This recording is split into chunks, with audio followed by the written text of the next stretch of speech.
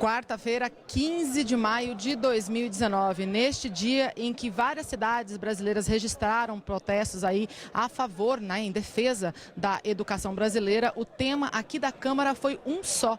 Todos os olhos estavam voltados para o plenário, onde o ministro da Educação, Abraham Weintraub, veio dar explicações aos deputados a respeito do contingenciamento de mais de 7 bilhões de reais no orçamento da educação brasileira. Aqui, este foi o grande tema e eu estou aqui do meu lado com dois líderes partidários justamente para poder fazer a repercussão dessas 6 horas de conversa dos parlamentares com o ministro da Educação. A gente destaca que essas 6 horas tiveram aí alguns momentos de tensão, inclusive bastante bate-boca, mas foram aí respondidas as perguntas dos parlamentares pelo ministro da Educação. Eu começo pelo líder do governo da Câmara, deputado Major Vitor Hugo, do PSL de Goiás. Deputado, apesar de toda essa tensão, foi possível que o ministro respondesse às perguntas dos parlamentares.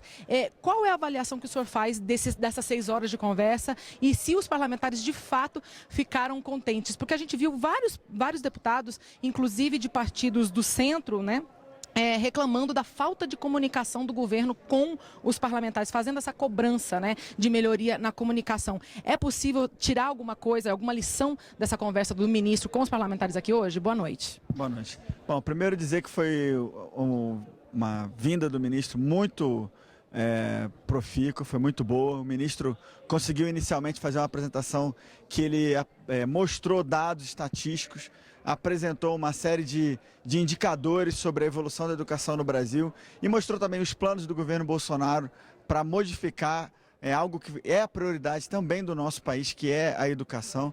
Então nós estamos muito felizes e vi manifestações de deputados tanto da oposição quanto os deputados mais aliados ou alinhados com o governo, e foi uma oportunidade muito boa. Tenho certeza que o parlamento sai hoje engrandecido, e a divisão dos poderes, a independência também, né? Eu fiquei muito feliz e percebi no plenário, houve alguns pequenos momentos de tensão, mas na sua maioria foi um clima muito tranquilo, os parlamentares puderam apresentar seus questionamentos, suas críticas, sugestões, e eu vi também na postura do ministro uma grande disposição para ouvir. Em alguns momentos ele deu alguma resposta um pouco mais firme, mas também porque foi questionado de uma maneira também um pouco mais ríspida. Mas faz parte da democracia, é um dia feliz aqui para o parlamento. Tá certo. Deputado, só mais uma pergunta. O ministro chegou a falar sobre rever o Plano Nacional de Educação. A gente lembra que o Plano Nacional de Educação é uma lei que foi aprovada aqui pelo Congresso Nacional e estabelece aí metas para a educação brasileira ao longo de 10 anos, e essa lei ela vence em 2024, ou seja, falta aí 5 anos, né? A gente está na metade do Plano Nacional de Educação. É a ideia, de fato, do governo de colocar esse debate aqui no Congresso por agora? Bom, eu não havia recebido ainda nenhuma sinalização do governo nesse sentido, mas a partir dessa amostra agora, dessa primeira sinalização para o Congresso do ministro, nós vamos nos dedicar a essa pauta, e é bom que sempre haja uma atualização, é bom que o parlamento participe, né? O governo quer cada vez mais caminhar com o parlamento, fazendo com que o parlamento, na verdade, contribuindo com o parlamento para que a gente interaja cada vez melhor, e sabendo que a Câmara dos Deputados, o Senado Federal, tem um papel muito importante de fiscalizar, legislar e, junto com o Executivo, levar o nosso país para uma posição melhor do que nós estamos nesse momento atual. Muito obrigado, deputado Major Vitor Hugo, líder do governo aqui na Câmara dos Deputados. E eu também repito a pergunta de avaliação dessas 6 horas de conversa com o ministro da Educação, com o líder do PCdoB, deputado Daniel Almeida, da Bahia. Os partidos de oposição, obviamente, foram os que mais cobraram posicionamentos para o ministro da Educação, em especial detalhamentos a respeito do bloqueio da verba do Ministério da Educação. Os parlamentares estão contentes?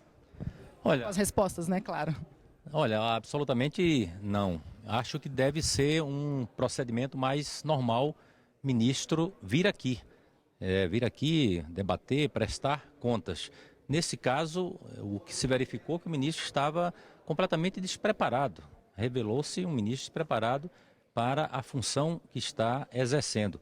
O que se verificou aqui, ele estava muito mais preocupado em fazer disputa política, em afirmar suas convicções ideológicas e pouco elemento sobre o tema educação. O que ele apresentou inicialmente um conjunto de dados que estão disponíveis na internet. Não precisa ele vir aqui para a gente ter acesso a esses dados. Não ficou claro como ele vai tratar os recursos para a educação, que são absolutamente essenciais. Se algo não for feito que altere aquilo que está anunciado pelo governo, as universidades, as pesquisas, os institutos federais não vão ter condições de continuar funcionando. Então, nós vamos precisar continuar debatendo este assunto. Não apresentou aqui os impactos para a sociedade, para o desenvolvimento econômico, os impactos que ele produzirá na sociedade brasileira. Então, esse debate vai precisar continuar. Tá certo, muito obrigada, deputado Daniel Almeida, líder do PCdoB baiano. Agradeço a presença do senhor e do deputado Major Vitor Hugo aqui na entrevista. E agora para vocês, eu vou só fazer um pouquinho do resumo do que o ministro da Educação falou aqui durante essas 6 horas. Assim como os parlamentares falaram, ele começou a explanação dele fazendo um balanço, um panorama da educação brasileira. Ele falou a respeito do contingenciamento quando foi cobrado pelos parlamentares, mas ele disse que esse corte, ou seja, esse bloqueio, ele está sendo feito em cima de verbas não obrigatórias, ou seja, o pagamento de salário, de aposentadorias não será impactado com esse bloqueio de verbas. E ele fez questão de dizer bloqueio, porque, segundo ele, se a economia vier a melhorar até o final do ano, esses valores podem vir a ser desbloqueados. Também disse que os cortes, o contingenciamento nas universidades federais foram de 1,7 bilhões de reais, lembrando que aí o contingenciamento total na educação é de 7 bilhões e meio, aproximadamente. Também ele disse que se as pesquisas ou despesas forem consideradas fundamentais, basta que os órgãos da educação se apresentem ao Ministério da Educação, comprovem que a pesquisa ela é fundamental, que o dinheiro será liberado, será encontrada a verba aí para continuar a referida pesquisa. Mas ele disse que algumas pesquisas e alguns estudos aí feitos pelas universidades federais, de fato, não se justificam o gasto público nelas. Também disse que será preciso rever as metas do Plano Nacional de Educação, foi inclusive essa pergunta que eu fiz agora há pouco para o líder do governo, o Major Vitor Hugo. Ele explicou também um telefonema que foi feito pelo presidente Jair Bolsonaro ontem em frente a diversos líderes partidários. Disseram os líderes partidários que o presidente prometeu que esses bloqueios seriam suspensos, ou seja, toda a verba prometida para a educação brasileira para esse ano seria liberada. No entanto, o ministro da Educação disse que houve um mal-entendido e que os parlamentares não ouviram a resposta dele, dizendo que o Ministério da Educação estava apenas cumprindo ordens do Ministério da Economia e que o contingenciamento é necessário para cumprir a lei de responsabilidade fiscal.